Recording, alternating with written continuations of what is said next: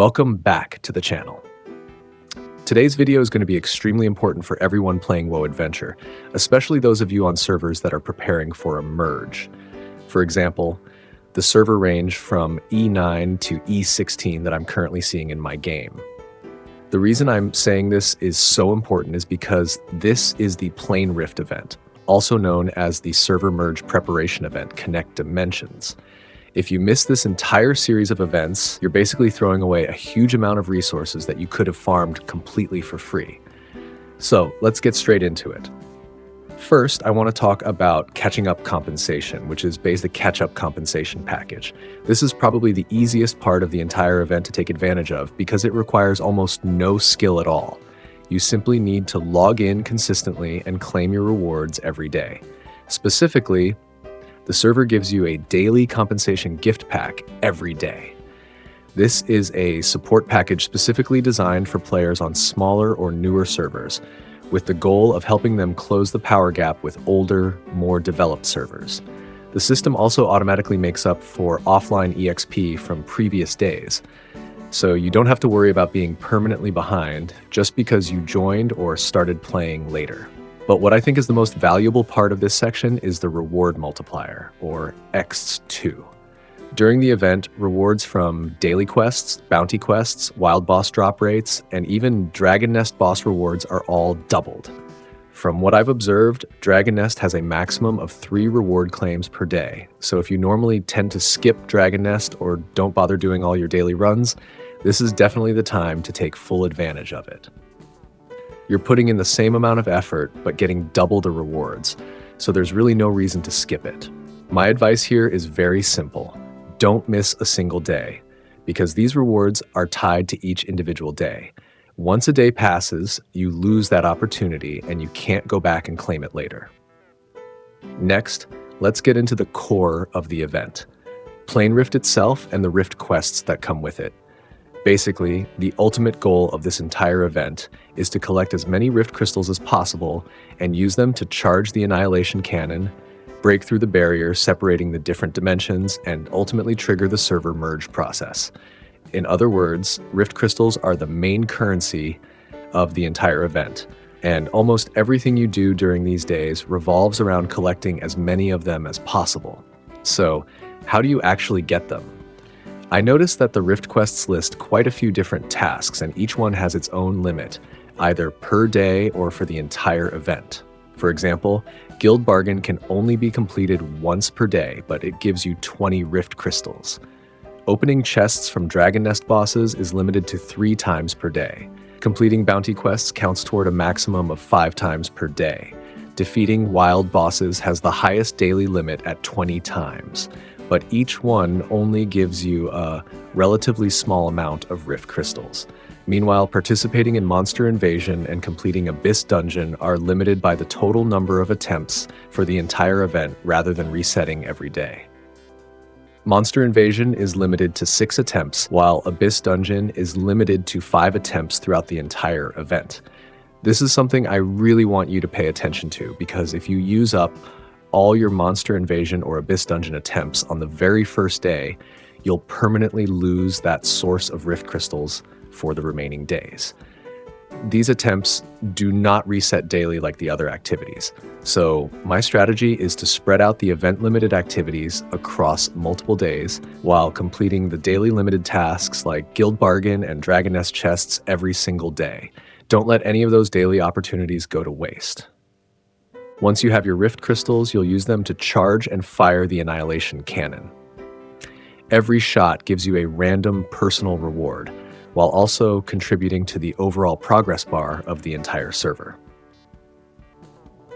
This is actually one of the things I really like about the event design, because it creates both personal motivation and a sense that the entire community is working together toward the same goal. The server has several reward milestones based on the total progress bar. For example, reaching 72,000 points gives everyone a purple gift box, while the next milestones at 145,000, 218,000, 291,000, and 364,000 points each give 5 purple scrolls. I highly recommend joining a guild or using the general chat to encourage everyone to push the progress together, because there's no way for one player to carry the entire server progress bar by themselves. This is a community effort. Another thing I want to mention is that the Plane Rift event lasts around 5 days, although it can end earlier if the progress bar is completely filled before the timer runs out. There's also an interesting detail. If the event ends and you still have unused Rift crystals, don't worry about losing them completely. The system will automatically collect your remaining crystals and convert them into random rewards. However, based on my personal experience, I still recommend firing the cannon yourself while the event is active, because you have more control over your rewards instead of leaving everything to the automatic conversion. One more extremely important thing to remember is that when the actual Connect Dimensions process begins and the server merge takes place, the game world will experience some shaking effects, followed by a mandatory maintenance period of around 5 minutes. You'll only be able to log back in once the system has stabilized. So don't panic if you suddenly get disconnected or can't enter the game during this period. That's completely normal during the server merge process.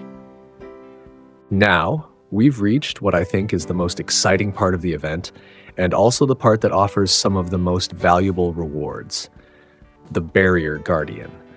This boss is both a source of Rift crystals and a separate reward system based on the amount of damage you deal. In terms of timing, Barrier Guardian is available every day from 8 a.m. to 9:59 p.m., so it's open for almost the entire day and you don't need to be too strict about timing your runs. As for attempts, the system automatically gives you 3 challenge keys every day at 5 a.m., and each attempt consumes 1 key. To enter the fight, you need to form a team with at least 3 players, and every member of the team must have an available challenge key before you can start. So make sure you coordinate with your teammates before they use up their keys somewhere else. When it comes to the combat mechanics, this is where I see a lot of new players make mistakes. In the team formation, characters from the warrior class are automatically placed in the front row to absorb damage for the entire team.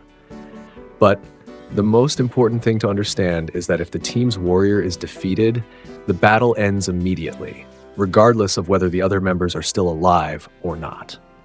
That's why I always emphasize the importance of setting up your team carefully. Prioritize teammates with a tanky warrior who has high HP, strong defenses, or skills that can heal and support the front line. If your team doesn't have a warrior at all, the system will force the team leader to take the frontline position instead. And if the team leader isn't a warrior either, while there are other warriors in the team, the system will randomly select one of them to stand in the front row. So before starting the fight, I strongly recommend agreeing with your teammates on who will be the main tank. Don't let a random selection decide the fate of your entire team. As for the difficulty, this boss becomes stronger as the fight goes on and will periodically summon additional enemies to put more pressure on your team. So this is definitely not the kind of fight where you can just AFK and expect good results. More importantly, the boss has 2 special states that I believe are the key to determining whether you can achieve a high damage score or not. The first state is weakness. It activates 5 seconds after the boss appears, lasts for 10 seconds, and has a 20-second cooldown. During this 10-second window, the boss takes an additional 150% damage. This is your golden opportunity to unleash your entire combo, all of your strongest skills, and every ultimate available from your team. The second state is Wrath. This activates 20 seconds after the boss appears, also lasts for 10 seconds, and has the same 20-second cooldown. But unlike Weakness, the effect is completely reversed. During this phase, the boss deals an additional 150% damage to your team. This is the most dangerous part of the fight, because if your warrior isn't tanky enough to survive this phase, the battle can end very quickly. So the optimal strategy I've figured out is to carefully time those first 5 seconds and the following 20-second cycle. Save your strongest damage for the weakness window, while preparing healing skills or shields for your warrior right before the Wrath phase begins. Keep repeating this rhythm throughout the fight, and you'll be able to maximize both your offensive and defensive efficiency. As for the rewards, the system calculates them based on the total damage dealt by your entire team during the fight, with rewards being awarded daily. From what I've seen, the damage milestones are divided into quite a few different tiers. The lowest milestone is around 123 million damage, which already gives you a level 70 equipment chest along with blue crystals and coins. The rewards gradually increase from there, alternating between coin rewards and special reward chests. Once you surpass around 928 million damage, you start receiving higher tier purple chests with significantly more valuable rewards, and the highest milestone I've recorded so far is over 1.85 billion damage. Besides the daily damage milestone rewards, the highest damage you achieve each day is also added to the overall ranking. So when the event ends, you have another opportunity to receive additional ranking rewards. If you're the type of player who enjoys grinding and pushing for the top of the leaderboard, this is definitely the event for you. But even if you're just a casual player, don't skip it, because simply doing your 3 free daily attempts consistently and building up your damage over time should be enough to reach the basic reward milestones. To sum everything up, if I had to reduce this entire video down to 3 things you need to do every day during the Plane Rift event, they would be these. First, consistently complete your Rift quests so you don't miss out on any Rift crystals, especially the quests that are limited for the entire event rather than resetting daily. Second, use all 3 Barrier Guardian challenge keys every day, and remember to time your attacks around the weakness and wrath phases to maximize your damage while keeping your warrior alive. Third, take full advantage of the catching up compensation period and the doubled rewards, and don't miss a single day. If you do all 3 of these things, I'm confident you'll enter the new server after the merge with significantly more resources and better gear than you would have had if you simply ignored the event.